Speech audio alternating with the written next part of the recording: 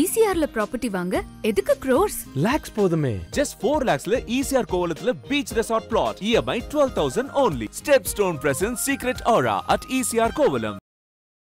போட்டிக்கு போட்டி கருத்துக்கு எதிர்கருத்துங்கிறத தாண்டி உங்க கட்சிக்குள்ளே சிக்கல் இருக்குன்னு பேச வைக்கிறதுக்கான ஸ்பேஸ் கொடுக்குறாங்கல்ல, இது கட்சியோட முன்னேற்றத்துக்கு பயன்படுமா?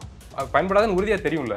அப்போ நமக்குள்ள எவ்வளோ சிக்கல்கள் முரண்கள் இருந்தாலும் எலெக்ஷன் நோக்கி நம்ம ஒன்றா சேர்ந்து போராடி ஜெயிச்சுட்டு அதுக்கப்புறம் அதை ஷேர் பண்ணிக்கிறதா ஒரு புத்திசாலித்தனம். இது அப்பனா திரு எடப்பாடி அவர்கள் பிரிந்து சென்ற தலைவர்கள்லாம் சேர்த்துக்கலாம். என்ன விஷயம்னா, ஒருங்கிணைக்கிறதெல்லாம் சிக்கலே இருக்கு. ஓப்பனாக பேசலாமே, இப்போ தமிழ் ஜாதிகளுக்குள்ள இருக்க சிக்கல் அதுவாக தான் இருக்கு. அதுக்குள்ள யார் தலைமை அப்படிங்கிறதுல ஒரு சின்ன ஒரு முரண் வந்துடுது. திரு எடப்பாடி பழனிசாமி அவர்கள் நிரந்தர பொதுச் செயலாளராக இருக்க வேண்டும், அதிமுகவின் நிரந்தர பொதுச் செயலாளராக அவர் இருக்க வேண்டும், அப்போதான் எங்களுடைய பணிகள் வந்து சுலபமாக இருக்கும் அப்படின்ற மாதிரி அவர் சொல்லியிருக்காரு. இது எப்படி பார்க்குறீங்க? இல்லை, அவருக்கு நகைச்சுவை உணர்வு அதிகம், நல்லா பேசுவார், அதெல்லாம் எனக்கு ரொம்ப பிடிக்கும்.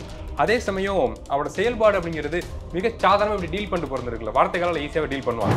அதிமுக வந்து அமித்ஷா திமுக மாறுதா திமுகவினர் சொல்லிக்கிறார்கள். பயங்கரமான ஆளுமை இருந்து இல்லாத இடத்துல சில டீம் வந்து யூஸ் பண்ணி தான் பார்ப்பாங்க. அந்த ப்ராசஸ் நம்ம எல்லாத்தையும் கேள்விப்பட்டு பார்த்தோம். ஏடிஎம்கே வீக்காக இருக்குன்னு நீங்கள் சொல்கிறீங்களா?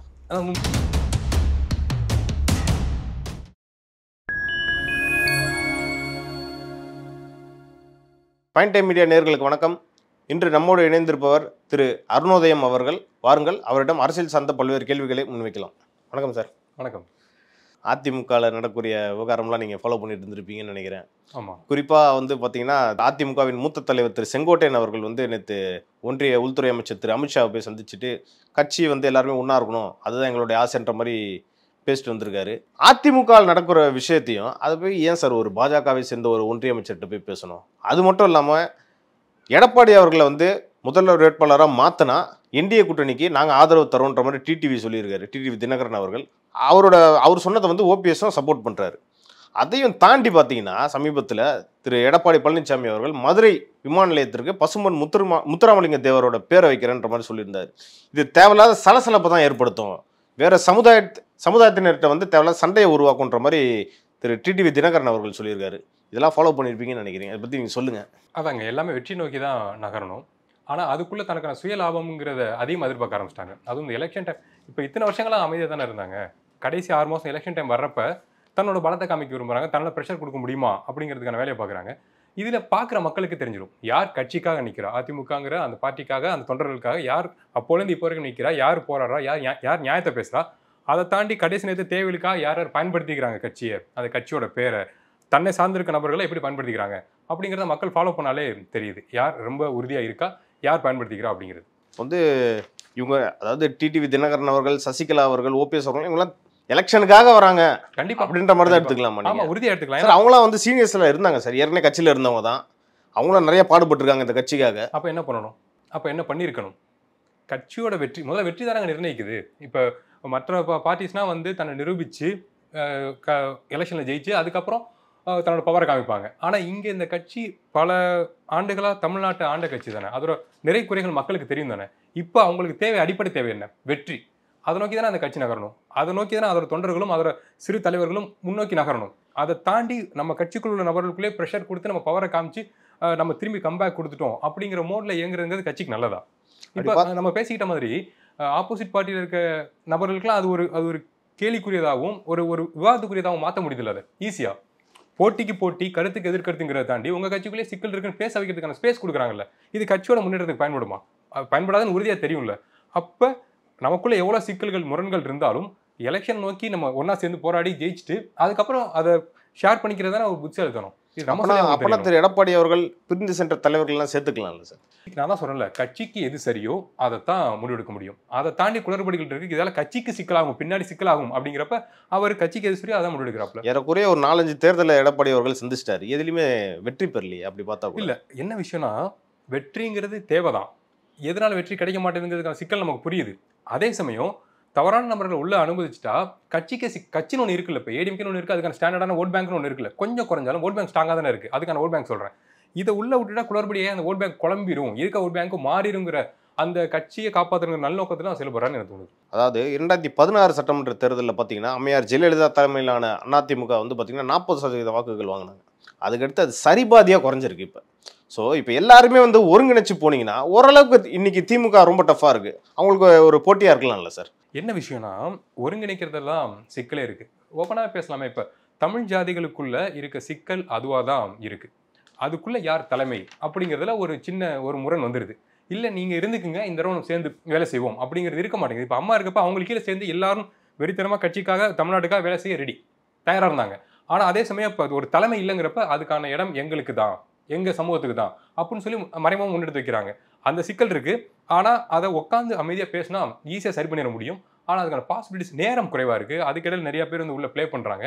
அதை புரிஞ்சிக்காம டூலாக மாறுறாங்க, பயன்பாடுற டூலாக மாறிட்டு இருக்காங்க. ஏறக்குறைய 4.5 ஆண்டுகளாக வந்து திரு எடப்பாடி பழனிசாமி அவர்கள் வந்து சரியான ஒரு எதிர்க்கட்சி தலைவராக செயல்படலைன்ற குற்றச்சாட்டு தொடர்ந்து இருந்துச்சு. ஸோ அந்த டைமில் அட்லீஸ்ட் இவர் வந்து கட்சியாச்சு ப்ராப்பராக வந்து ஒருங்கிணைச்சிருக்கலாம்ல சார்? ஏன்னா இந்த கேள்வி வரும், எலெக்ஷனுக்கு இது ரொம்ப முக்கியம் தெரியும். ஒருங்கிணைச்சிருந்தா அட்லீஸ்ட் ஓட் பர்சன்டேஜ் நம்ம இன்க்ரீஸ் பண்ணலாம்ல சார்? கண்டிப்பாக. என்ன விஷயம்னா, இப்போ நம்ம விவாதத்துக்காக நம்ம பேசுகிறோம், இது யூடியூப்ல அப்லோட் ஆகும், இதை தேவையான மக்கள் பார்ப்பாங்க. இதை தாண்டி கட்சி அவங்களோடது, அவங்களுக்கு தெரியும் இது எப்படி மூவ் பண்ணி கொண்டு போகணும். நம்மளோட அதிகபட்ச அக்கறை அவங்களுக்கு இருக்கும். இது இப்போ செய்திகள் ஊடகங்களில் வருது வரலங்கிறத தாண்டி மறைமுகமாக பல பேச்சுகள் நடந்திருக்கும். பல என்ன சொல்கிறது, இந்த சிட்டிங் சொல்லுவாங்க, உட்காந்து பேசுகிற விஷயங்கள் நிறைய நடந்திருக்கும். ஆனால் அது எதுவுமே சரிபட்டு வரமாட்டேங்குது. இப்போ மற்ற செயல்பாட்டாளர்களாக என்ன ப்ராசஸ் பண்ணிட்டு இருக்காங்க சாருக்கு தெரிய வந்திருக்கும்ல, எடப்பாடி சாருக்கு தெரிய வந்திருக்கும்ல, இதுதான் போயிட்டு இருக்கு அந்த பக்கம் அப்படின்னு. இது கட்சிக்கான நகர்வு இல்லை, கட்சிக்கான நகர்வு இல்லை, கட்சிக்கான எதிர் நகர்வுங்கிற விஷயம் கண்டிப்பாக உறுதியாக அவர் தெரிய வந்திருக்கும். அதனால அவர் இனிஷியேட் பண்ணலன்னு எனக்கு தோணுது. மேபி சார் நீங்கள் சொல்கிறது இருந்தால் கூட ஒரு பாயிண்டாக இருந்தால் கூட, இப்போ சமீபத்தில் ஒரு செய்தி ஒன்று வந்துச்சு. என்னன்னா, முன்னாள் அமைச்சர் திரு தங்கமணி அவருடைய ஆதரவாளர், அதாவது முன்னாள் எம்எல்ஏ, அவரே வந்து இவர் வந்து கட்சியில் வந்து ஒரு அமுக்க பார்க்குறான்ற மாதிரி முன்னாள் எம்எல்ஏஸே வந்து குற்றச்சாட்டு சொல்லியிருக்காங்க சார். புரியுது. நாமக்கல்ல. ஓகே. ஸோ இது வந்து கண்டிப்பாக தேர்தல் பணியில் வந்து ஒரு தொய்வை ஏற்படுத்தும்ல அதிமுகவில்? உறுதியாங்க. இப்போ எல்லா கட்சிகளுக்குமே இந்த மாதிரி சிக்கல் இருக்க தான் செய்யுது. அதை தாண்டி எப்படி சொல்றது, இப்போ பல வருஷங்களா உழைச்சவங்களுக்கான அங்கீகாரம் கிடைக்கல அப்படிங்கிறப்ப அதுக்கான வேதனை ஆதங்கம் இருக்க தான் செய்யும். அதையும் தாண்டி எல்லா கட்சிகளுக்குள்ளுமே எலெக்ஷன் டைம்ங்கிறப்ப அதை முன்னெடுத்து வைக்காம, இந்த நேரத்தை தன்னோட ஆதங்கத்தை முன்னெடுத்து வைக்காம கட்சிக்கான செயல்பாடை செஞ்சுக்கிட்டு இருந்தோம்னா அந்த பகுதியில் இருக்க மக்களுக்கான ஆதரவு அவருக்கு தானே கிடைக்கும், எந்த பொறுப்பாளரும் அவர் தானே கிடைக்கும். ஸோ அவங்களோட ஆதரவு தேவைங்கிறப்ப கட்சியோட தலைமை அவங்களுக்கான அங்கீகாரத்தை கொடுத்து தானே ஆகணும். அதை விட்டுட்டு எனக்கு இங்கே அங்கீகாரம் கிடைக்க மாட்டேங்குது, நான் அமுக்குறாங்கிற பேச்சுங்கிறது அது என்ன சொல்றது, ஒரு செல்ஃப் ஆர்கசம் வாங்க. இந்த நேரத்துக்கு எனக்கான குறைகளை நான் சொல்றேன், என்னோட ஆதங்கத்தை நான் சொல்றேன்னு சொன்னாலும் அது கட்சிக்கு ஆபத்தாக தான் முடியும். அதை பல கட்சிகள் உள்ள நபர்கள் பண்ணிக்கிட்டு இருக்காங்க. ஏன் சொல்றேன்னா வந்து குறிப்பாக நாமக்கல் மாவட்டம்லாம் பார்த்தீங்கன்னா குங்குமண்டலத்தில் வருது. ஆமா. அங்கே வந்து பார்த்தீங்கன்னா எடப்பாடி பழனிசாமி அவர்களும் நல்ல செல்வாக்குள்ள ஆள். ஆமா. அவர் கண்டிப்பாக உள்ள போய் அந்த இஷ்யூஸ் அட்ரஸ் பண்ணியிருந்தா இந்த மாதிரி பிரச்சனை தேவையில்லாம வராது. ஏன் சொல்றாங்கன்னா, திரு தங்கமணி அவர்கள் அவரது வெற்றிக்காக, அவர் செல்வாக்கை நிலைநாட்டுறதுக்காக மற்றவங்களோட கால வர்றாருன்ற முக்கியம் அந்த வார்த்தையை வந்து முன்னாள் எம்எல்ஏ திரு பாஸ்கர் அவர்கள் சொல்லியிருக்காரு. இது ஏன் சொல்றேன்னா, எலெக்ஷன் வரும்போது நாமக்கல்லாம் ஒரு காலத்துல வந்து அதிமுகவோட ஒரு கோட்டைன்னே சொல்லலாம். அந்த இடத்துல இன்னைக்கு திமுக வர்றதுக்கான சான்சஸ் அதிகமா இருக்கே சார். ஏன்னா போன எலெக்ஷன்ல கூட 6 தொகுதியில வந்து 4 திமுக ஜெயிச்சிருக்காங்க, 2 தான் ஜெயிச்சிருக்காங்க. இந்த 2 கூட போக வாய்ப்பு இருக்கு. எப்படி இருந்தா புரியுது. என்ன விஷயம்னா, இப்ப மக்கள் கவனிச்சுட்டு இருப்பாங்க. ரெண்டாவது மக்களுக்கு தேவை என்னன்னா, நான் இருக்க பகுதி, இது என் குடும்பம், என்னோட தெரு, என்னோட பகுதி பாதுகாப்பாக இருக்கணும். அதுக்கு யார் முன்னெடுக்கிறா? அது அடிப்படை சாலை வசதியாக இருக்கட்டும், இல்லை சாக்கடை வசதிகளாக இருக்கட்டும், இல்லை அந்த வாட்டர் பைப் லைன் அந்த வசதிகளாக இருக்கட்டும், அதுக்கு யார் இனிஷியேட் பண்ணுறா, யார் செயல்படுறா? ஈவன் நமக்கு தெரியும் சில குளறுபடிகள் லஞ்சம் மூலம்லாம் இருக்குது. அதையும் தாண்டி பேசிக்காக நமக்கு என்ன பண்ணுறாங்க, யார் பண்ணுறா, யார் செயல்பட்டுக்கிட்டு இருக்கா அப்படிங்கிறத மக்கள் ரொம்ப ரொம்ப டீட்டெயிலாக வாட்ச் பண்ணுவாங்க. அதுக்கான செயல்பாடு இல்லைங்கிறப்ப நம்ம கட்சிக்குள்ள 1000 சிக்கல்கள் இருந்தாலும் அதை மக்கள் பார்க்க மாட்டாங்க. இவங்கள சிக்கல் இருக்கு, ஆனால் நமக்கான தேவை என்ன, அதை யார் செய்யறா அப்படிங்கிற டைரக்ஷன் நோக்கி மக்கள் நகர ஆரம்பிச்சிருவாங்க. கட்சி பிரச்சனை என்ன வேணா இருக்கட்டும், எனக்கு இந்த சைடு இது நல்லா நடக்குதா அப்படின்றத மக்கள் பார்க்குறாங்க. காலங்காலமா மக்கள் அப்படிதான் பார்த்துட்டு இருக்காங்க. இந்த ஆட்சியில இது எனக்கு சரியில்லை, சரியா பண்ணல, நம்பி போட்டேன், இப்போ நான் மாற்றி போடுறேன், மக்கள் முடிவு பண்ணுறதானே இப்போ வெற்றியாகவே இருக்கு சார். அப்படி பார்த்தீங்கன்னா அதிமுகவில் பல பிரச்சனைகள் இருக்கு. எப்படி பார்த்தாலும் அதிமுக இதுக்கு முன்னாடி எத்தனையோ வாட்டி ஆளுங்கட்சியாகவும் இருந்திருக்கு. அப்போ மக்கள் அவங்களுக்கு வாக்களிக்கலாம்ல சார்? ஏன்னா இது பிரதானமான பிரச்சனையா இருக்குல்ல. மக்கள் இன்னைக்கு வந்து அதிமுகவுக்கு வாக்களிக்காத முக்கிய காரணம் ஏகப்பட்ட ஃபேக்ஷன்ஸ் இருக்கு. ஃபர்ஸ்ட் அவங்க கட்சிக்குள்ளே ஒரு யூனிட்டி இல்லைன்றது தான் முக்கியமான பிரச்சனையா இருக்கு. நீங்க மக்கள் அப்படி சிந்திக்க ஆரம்பிச்சா அப்ப அதிமுக ஓட்டு விழுமே சார். ஏன் சார் விழல முன்னாடி சொல்றீங்களா? என்ன விஷயம், நாங்க இதுக்கு அது பரவாயில்லன்னு ஒரு விஷயம் இருக்கு. இப்ப கடந்த 5 வருஷங்களை நான் பொதுவா சொல்றேன், தமிழ்நாட்டு மக்கள் நிம்மதியா நிறைவா சந்தோஷமா, இப்ப நீங்க நான் நம்ம ஃபேமிலியில இருக்க பெண்கள், தாத்தா பாட்டி எல்லாரும் நிம்மதியா இருக்குமா? இப்ப ஒரு பாதுகாப்பான இடத்துல இருக்கோங்கிற அடிப்படை பாதுகாப்புங்கிறது வேற, சாலை வசதியாக இருக்கட்டும், அதெல்லாம் தாண்டி பொதுவான நிம்மதி. இப்போ நியூஸ் திறந்து பாருங்க, இன்னைக்கு 3 பேர் காலி, சின்ன பசங்க கழுத்தை கட் பண்ணுறாங்க. மீன்ஸ் சும்மா கட்டில் கட் பண்ணி தனியாக எடுத்து வைக்கிறானுங்க. அவ்வளவு சாதாரணமாக மக்களுக்கு இளைஞர்களுக்கு அந்த அக்ரெசிவான மனநிலை வந்துருச்சு. பண்ணிக்கலாம் அப்படிங்கிறது.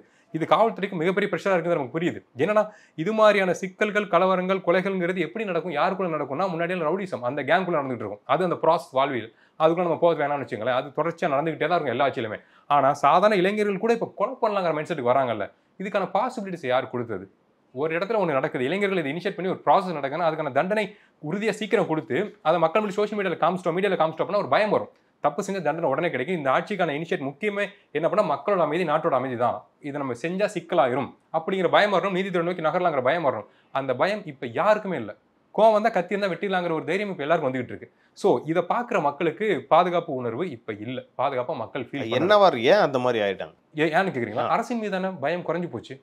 எஸ், ஏன்னா எங்க நியூஸை திருப்பினாலே ஒரு பையன் வீட்டில் உட்காந்துருக்கான், நியூஸை திருப்பினாலே வந்து பசங்களுக்குள்ள சண்டை கத்திட்டு குத்திட்டான், பசங்களுக்குள்ள சண்டை கத்திட்டு வெட்டிட்டான், ஓட வெட்டிட்டான் அப்படிங்கிற விஷயத்தை பார்க்குறப்ப இப்போ இவனுக்கு ஒரு சிக்கல் வருது. எல்லாம் பார்த்தீங்கன்னா ஒரு 50,000 20,000 1 லட்சம் பிரச்சனைகள்லாம் கழுத்த வெட்டுறானுங்க. ஸோ அந்த கோவத்தை இப்போ நீதித்துறை நோக்கி நகர்ந்து அதுக்கான சொல்யூஷன் கிடைச்சிச்சுங்கிற விஷயத்த எங்கேயுமே பார்க்கல. அதிகமாக முழுக்க நம்ம இறங்கி அடிச்சிடலாம், குண்டாசா மாதிரி கொலை பண்ணுறது பிரச்சனை இல்லைங்க, அது வேற கேட்டகரி. அதை காவல்துறை பார்த்துக்குவாங்க, உளவுத்துறை பார்த்துக்குவாங்க, வாட்ச் பண்ணிட்டே இருப்பாங்க. ஆனால் சாதாரண மக்கள் கூட கையில் கத்தி எடுக்கிறாங்கிற காவல்துறை எப்படி ஃபாலோ பண்ண முடியும் அவங்களால? ஸோ அந்த சிக்கலை அவங்க ஃபேஸ் பண்ணிட்டு இருக்காங்க. அதுக்கான ரீசன் என்ன அப்படின்னா அரசின் மீதான நம்பிக்கை, பயம் இளைஞர்களுக்கு இல்லை. கடந்த ஆட்சியிலையும் இது மாதிரி இருந்துச்சு. சட்டமன்ற பிரச்சனை இது ரொம்ப அதிகமாக இருக்குன்னு நான் சொல்றேன். நீங்க கவுண்ட் எடுத்து பாருங்க, சர்வே எடுத்து பார்த்தா தெரியும். நான் நம்பர்ஸ்ல வீக், ஸ்டில் நான் பார்க்கும்போது எனக்கு தெரியுது ரொம்ப அதிகமாக இருக்கு. சார், துணை முதல்வர் உதயநிதி ஸ்டாலின் வந்து இன்னைக்கு வந்து ஒரு பிரச்சாரத்தில் பேசியிருக்காரு, ஒரு கூட்டத்தில் பேசியிருக்காரு. என்னன்னா, திரு எடப்பாடி பழனிசாமி அவர்கள் நிரந்தர பொதுச் செயலாளராக இருக்க வேண்டும், அதிமுகவின் நிரந்தர பொதுச் செயலாளராக அவர் இருக்க வேண்டும், அப்போதான் எங்களுடைய பணிகள் வந்து சுலபமாக இருக்கும் அப்படின்ற மாதிரி சொல்லியிருக்காரு. அது எப்படி பார்க்குறீங்க? இல்லை, அவருக்கு நகைச்சுவை உணர்வு அதிகம், நல்லா பேசுவார், அதெல்லாம் எனக்கு ரொம்ப பிடிக்கும். அதே சமயம் அவரோட செயல்பாடு அப்படிங்கிறது மிக சாதாரணமாக இப்படி டீல் பண்ணிட்டு பிறந்திருக்குல்ல, வார்த்தைகளால் ஈஸியாக டீல் பண்ணுவாங்க. நீங்கள் அப்படியே இருங்க, எனக்கு ரொம்ப கம்ஃபர்டபுளாக இருக்குன்னு. ஆக்சுவல் ஃபேக்ட் என்ன அப்படின்னா இயங்கிக்கிட்டு இருக்காரு அவர் சோலோவா, எந்த சப்போர்ட்டும் இல்லாமல். 70 வயசில் எடப்பாடி சார் சொல்கிறேன், 70 வயசுலையுமே எல்லா தொகுதிகளுக்கும் போய் நின்று பேசுறாரு, மக்களோட கனெக்ட் பண்ணுறாரு, வேல்யூவான ஸ்பீச்சை கொடுக்குறாரு, இம்ப்ரெஸ் பண்ணுறாரு. அதனால தானே ஆம்புலன்ஸ் நிறைய போயிட்டு இருக்கு இடையில. ஸோ அந்த விஷயங்கள் அவர் பண்ணுறனால இதை நம்ம வந்து எதிர்கருத்து ரொம்ப ஸ்ட்ராங்காக கூறணும்னா அங்கே ஒரு ப்ரெஷர் இருக்குது, அவர் வந்து மக்கள்கிட்ட பாசிட்டிவான வைப்பை கொடுத்துக்கிட்டு இருக்காருங்கிற விஷயத்தை நம்ம காமிக்கக்கூடாது. சில், ஓகே அப்படியா பண்ணுங்கன்னு சொன்னால் ஓகே, நம்ம தலைவர் வந்து கூலாக நம்ம பார்க்குறாருன்னு சொல்லி ஒரு ஹோப் வரும்ல அந்த பக்கம், டிஎம்கே பார்ட்டி பக்கம் நான் சொல்கிறேன். ஸோ அந்த மாதிரி ஈஸியாக டீல் பண்ணுறான்னு நினைக்கிறாங்க. ஆனால் ஆக்சுவலாக அப்படி கிடையாது. மக்களோட ஆதரவு ரொம்ப அதிகமாக தான் ஆகிட்டு இருக்கு. ஆம்புலன்ஸ்னு சொல்லி ஒரு விஷயம் கேட்கணும்னு நினச்சேன். உண்மையிலே இந்த ஆம்புலன்ஸில் வந்து கம்ப்ளைண்ட் வந்ததுனால தானே சார் போனாங்க. இதுல வந்து தாக்கியிருக்க வேண்டிய அவசியமே இல்லை சார். கூட்டத்தில் உண்மைதாங்க, அதை நம்மளே பார்க்குறோம். அந்த கூட்டத்துக்குள்ளே ஒருத்தர் மயங்கி வந்துட்டான்னு சொல்லி கம்ப்ளைண்ட் பண்ணி மீன்ஸ் கால் பண்ணி தான் ஆம்புலன்ஸ் வந்திருக்கு. அது நமக்கு புரியுது. ஆனால் தொடர்ச்சியாக இப்போ ஸ்கூல்லாம் நம்ம பார்த்தோம்னா தெரியும், ஒரு பையன் தட்டிக்கிட்டே இருக்காங்கிறப்ப ஏதாச்சும் வேற ஒரு பையன் தட்டா கூட அடிச்சிருவோம். 8வது தடவை தட்டுறப்ப அந்த கோவம் வந்துட்டு அடிக்க வச்ச கோவம் இருக்குல்ல, அந்த மாதிரி தான் ஒரு தலைவர் பேசிட்டே இருக்காரு, எப்போ பார்த்தாலும் ஆம்புலன்ஸ் போகுது, ஒரு பாயிண்ட் அதை கெஸ் பண்ணிடுறாங்க, ஃபோர்ஸ்ஃபுல்லாக தான் ஆம்புலன்ஸ் வருதுங்கிறத கெஸ் பண்ணிடுறாங்க. ஸோ அப்போ அது ட்ரிகர் ஆகிற பாயிண்ட்ல பார்த்தா உண்மையாக ஆம்புலன்ஸ் வந்த நேரத்தில் அது நடந்திருக்கு. இருந்தாலும் என்ன சொல்கிறேன், எத்தனை வாட்டி நம்ம ஆம்புலன்ஸ் வந்தாலும் ஆம்புலன்ஸ் இஸ் ஆம்புலன்ஸ் சார். எனக்கு புரியுது. ஆனால் அது இப்போ எப்படி சொல்றது, இதே மாதிரி ஏன் டிஎம்கே கூட்டங்களுக்குள்ள ஆம்புலன்ஸ் அதிக அளவில் போகிறதே இல்லை? ஏன் தொடர்ச்சியாக ஆம்புலன்ஸ் வந்துக்கிட்டே இருக்குங்க? அதுக்கான பாசிபிலிட்டிஸ் ஒன்று இருக்குல்ல. எஸ், நமக்கு புரியுது, ஆம்புலன்ஸுக்கு வழி விட்டு தான் ஆகணும், வழி விடுறாங்க. அதே மாதிரி அதே சமயம் அது தொடர்ச்சியாக நடக்கிற சஸ்பீஷியஸாக இருக்குல்ல. ஏன்னா இப்போ எந்த ஒரு பேச்சாக இருக்கட்டும், எவ்வளோ பெரிய ஸ்ட்ராங்கான பேச்சாளராக இருக்கட்டும், இடையில ஒரு பிரேக் வந்துச்சுன்னா அந்த எழுச்சி குறைஞ்சி போயிடும், லைட்டாக கூட்டம் கலைஞ்சிரும். உங்களுக்கு புரியுது இல்லை? ஸோ அப்போ இது தொடர்ச்சியாக நடக்கிறப்ப கோவம் வந்திருக்கு. அதை கண்டுபிடிக்கிற நேரத்தில் உண்மையான ஒரு விஷயம் நடந்து போச்சு. ஸோ இந்த விஷயத்த வந்து திமுக வந்து நல்லா பயன்படுத்திக்கிட்டாங்கன்னு நீங்கள் நினைக்கிறீங்களா? நல்லா இல்லைங்க, இது ஒரு டூல். அவங்க வந்து ரொம்ப ஹார்டாக அடிக்கிறதோட இந்த மாதிரி சின்ன சின்ன விஷயங்கள் பண்ணால் ஒரு மாதிரி இதாக இருக்கும். என்ன சொல்கிறது, இவங்க தான் பண்ணாங்கன்னு இருக்காது, அது மக்களோடும் பொருந்தி போகும், மக்களுக்கு எதிராக திசை திருப்பி வரதுக்கு வாய்ப்புகள் இருக்குல்ல. ஸோ அந்த மாதிரி வேலையில் ஜாலியாக செய்வாங்க. திரு அண்ணாமலை அவர்கள் வந்து சொல்லியிருக்காரு, திமுக இன்றைக்கும் வலுவான கட்சியாக தான் இருக்குது, 47% வாக்குகள் இருக்குது. அதுவும் முக்கியமான விஷயம் என்ன சொல்லியிருக்காருன்னு பார்த்தீங்கன்னா, திமுக அரசுக்கு எதிரான மனநிலை மக்கள் மத்தியில் பெருசாக இல்லை அப்படின்னு சொல்லியிருக்காரு. எனக்கு தெரியல என்ன ஸ்டேட்மெண்ட் அவர் கொடுக்குறாரு, என்ன மைண்ட் செட்டில் கொடுத்துருக்காரு அப்படின்னு தெரியல. ஏன்னா ஆப்போசிட்டாக ஸ்ட்ராங்கான கருத்துக்கள் எடுத்து வைக்கிறார், வித் டேட்டாவோட எடுத்து வச்ச நபர் தான் அவர் இந்த டேட்டா எடுத்து வைக்கிறார் அப்படின்னா சம்திங் ஏதோ கொஞ்சம் உள்ள இஷ்யூஸ் இருக்குன்னு எனக்கு தோணுது. அவர் சொல்கிற கருத்துக்கள் உண்மை அப்படிங்கிறத தாண்டி இந்த நேரத்தில் இந்த கருத்தை எடுத்து வச்சா அவர் பிஜேபியில் இருக்கப்ப அதுக்கான முழு எதிர்கட்சியாக நிற்கிறாங்க, உள்ளே விடமாட்டவங்க நிற்கிறப்ப. ஸோ அந்த கருத்தை எடுத்து வைக்கிறப்ப இது அவங்களோட கட்சிக்கு 200% வீக்னஸ் தான் காட்டுது இந்த கருத்தை அவர் எடுத்து வைக்கிறப்ப. ஆனால் என்னை பொறுத்த வரைக்கும் அப்படி இல்லை, மக்கள் எதிர் மைண்ட் செட்டில் தான் இருக்காங்க. ஸ்டில் நீங்கள் டீ கடையில் பேசுகிறப்பே தெரியுமேங்க, அதான ரியாலிட்டி. டீ கடையில் பேசுகிறப்ப தெரியும், ரோடை பார்க்குறப்போ, இப்போ பேப்பரில் இருக்க கொலை சம்பவங்களை பார்க்குறப்பவும் டிஸ்கஸ் பண்ணிக்கிறப்பவும் எல்லா வீட்லேயும் மனைவி இருக்காங்க, பெண் குழந்தைகள் இருக்குது, சின்ன பசங்க இருக்காங்க, அவங்க டிவி பார்க்குறாங்க, நியூஸ் பார்க்குறாங்க, அதில் நடக்கிற விஷயங்களை பார்க்குறாங்க. பதட்ட சூழல்னு ஒன்று இருக்குது. இப்போ நம்ம நிறைய சேனல் நான் பேசின மாதிரி தான், இப்போ பெண்களுக்கு எதிரான குற்றங்கள் அதிகமாயிட்டு இருக்கு. அதுக்கு ரீசன் வந்து இந்த போனோகிராஃபிங்கிறது நமக்கு தெரியும், அதிகமாயிட்டு இருக்கு. இதுல பதியப்பட்ட விஷயங்கள், நியூஸ்ல வர விஷயங்கள் தான் நம்ம பார்க்குறோம். அதுவே மனசை பதபதைக்க வைக்குது. ஆனா இன்னும் சில விஷயங்கள் இது கம்ப்ளைண்ட் கூட போவானா, இது ரொம்ப மோசமா இருக்கு, என் குடும்பத்துக்கு தப்பாயிரும், என் பொண்ணுக்கு சிக்கலாயிரும்ட்டு கம்ப்ளைண்ட் பண்ணாத எவ்வளவு கேசஸ் இருக்கு தெரியுமா? ஸோ அவ்வளவு பதட்டத்தில் இருக்காங்க. அவ்வளோ பதட்டத்தை ஃபேஸ் பண்ண குடும்பத்தில் உள்ள தாய், தந்தை, தாத்தா, பாட்டி, ஓகே இந்த 5 வருஷம் நம்ம சேஃபாக இருந்தோம், திரும்ப அந்த கவர்மெண்ட்கே ஓட் போடுன்னு போடுவாங்களா? சார் எதுவுமே பொள்ளாச்சி சம்பவம் அளவுக்கு எதுவுமே நடக்கலையே சார். உறுதியா அதுக்கான தண்டனை கிடைச்சே ஆகணும். அது நமக்கு புரியுது. அதுவும் ஒரு சம்பவம் நான் சொல்றேன். அதுவும் மிக மோசமான சம்பவம் தான். அதுக்கான தண்டனை உறுதியாக கிடைக்கணும். ஆனா அதை விடவும் சம்பவங்கள் தொடர்ச்சியாக நடந்துகிட்டு இருக்குன்னு சொல்றேன். அதை நான் நியாயப்படுத்தவே இல்லை. அதுக்கான தண்டனை உறுதியாக கிடைக்கணும். அந்த அண்ணான்னு கதறதை நான் வீடியோவில் யூடியூப்ல அப்பயே பேசியிருக்கேன். ஆனாலும் அதை வச்சுட்டு அதுக்கு ஈக்குவலாக இப்போ ஒன்றும் இல்லைன்னு பேசக்கூடாது. நம்ம அதை விட இங்கே சம்பவங்கள் நடக்கிறப்ப அதுக்கான தண்டனை ரொம்ப ஸ்ட்ராங்காக உறுதியாக கிடைக்குது. ரொம்ப ஈஸியாக எஸ்கேப் ஆயிடுறாங்க. பேக்கப் உள்ள அரசியல் அதிகாரம் உள்ள ஆண்கள் ரொம்ப ஈஸியாக அந்த தவறுகளை பண்ணிட்டு நகர்ந்து கடந்து போயிடுறாங்கிற கேஸே இல்லாமல் நம்ம நிறைய இடங்கள் கேள்விப்படுறோம். அதெல்லாம் பார்க்குறப்ப ரொம்ப கொதிப்பாக இருக்குது. அதனால பாதிக்கப்பட்ட நபர்கள் திரும்பி இந்த கவர்மெண்ட்க்கு ஓட் போடலாம்னு போடுவாங்களா? விஷயத்தை பற்றி நாங்கள் கரெக்டாக சொன்னீங்க. அதே மாதிரி பார்த்தீங்கன்னா நம்ம திரும்ப உதயநிதி அவர்கள் பேச்சுக்கே வருவோம். என்ன சொல்லி அதே ஒரு நிகழ்ச்சியில் வந்து என்ன சொல்லியிருக்காருன்னா, 2 திமுக காரர்கள் வந்து பேசிக்கிட்டா கட்சி பணிகளோ மக்கள் நல பணிகள் பற்றி பேசுவாங்க. இதுவே 2 அதிமுக இன்றைய அதிமுக தொண்டர்கள் 2 பேர் பேசினா என்ன சொல்லுவாங்கன்னா, நீ எந்த கட்சி, இல்லை நீ எந்த அணி, நீ எந்த அணின்ற மாதிரி டிஸ்கஷன் தான் வரும் அப்படின்ற மாதிரி பேசுங்க. இது வந்து தொடர்ச்சியாக வந்து இது ஒரு விமர்சனத்துக்கு ஆளாகுது சார். உறுதியா ஆகுது. ஆனா ஒரே நிமிஷம் சார், அவர் வந்து விமர்சனம் பண்றாருன்றதை தாண்டி ஒரு நகைச்சுவை தொனில பண்றாருன்றதை தாண்டி அதான சார் நிதர்சனம். மக்களும் பார்க்குறாங்க, அதை பார்க்குறாங்க தான். அது உண்மை, அந்த நிதர்சனம் உண்மை. அதுதான். அப்படிலாம் நம்ம வந்து சப்போர்ட் பண்ணிட முடியாது. சிக்கல்கள் இருக்கு. ஸ்டில் என்ன விஷயம்னா, அந்த டிஸ்கஷனுங்கிறது எதை நோக்கி இருக்கு அப்படின்னா, நம்ம சேரலாங்கிறத நோக்கி தானே இருக்கு. இப்போ நம்ம சொல்லிக்கிற மாதிரி வேற சமூகத்துக்குள்ள சில சிக்கல்கள் இருக்கு, முரண்கள் இருக்கு. அதனால சேரதில்லை அதான் முக்கியமான அடிப்படை காரணம். ஆனா அதனால பலனடைகிற ஒரு 10, 15 பேர், 20, 40 பேர் வச்சுங்களேன் அந்த குழுவால லாபம் அடைஞ்சிட்டு இருக்க நபர்கள்.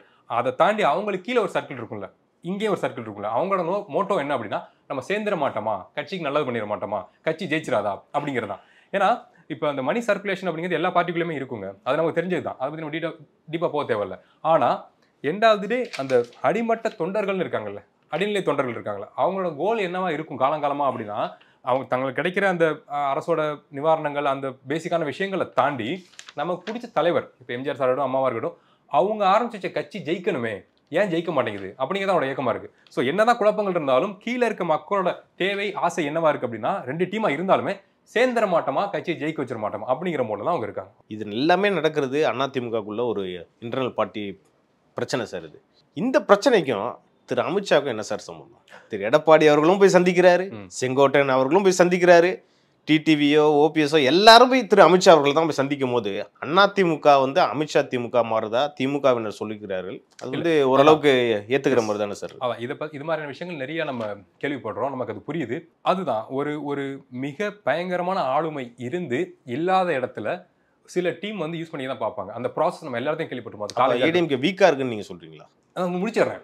எல்லாரும் யூஸ் பண்ணி தான் பார்ப்பாங்க. ஆனால் அதை தாண்டி அந்த கட்சியை காப்பாற்றணும் ஒரு ப்ராசஸ் இருக்குல்ல, ஒரு பொறுப்பு இருக்குல்ல, அது எனக்கு தெரிஞ்சு எடப்பாடி சார் கரெக்டாக பண்ணிருக்கான்னு தான் எனக்கு தோணுது. ஏன்னா 200% ஒரு சாரோட கூட்டணி தான் வைக்க போகிறோம் அப்படிங்கிற விஷயத்தையும் சொல்லலை, எதிர்க்கிறதுக்கும் சொல்கிறார். ஏன்னா திராவிட ஐடியாலஜியில் பேஸ்டு தான் ஏடிஎம்கேவும் இருக்கு, மொத்தமாக அதை பிரிஞ்சு நாங்கள் வந்துடல அப்படின்னு அவர் சொல்லலை. ஸோ அப்படி இருக்கப்ப அது அந்த பிஜேபிக்கு ஆப்போசிட்டான விஷயங்கள் இருக்கு, உள்ள இருக்கு.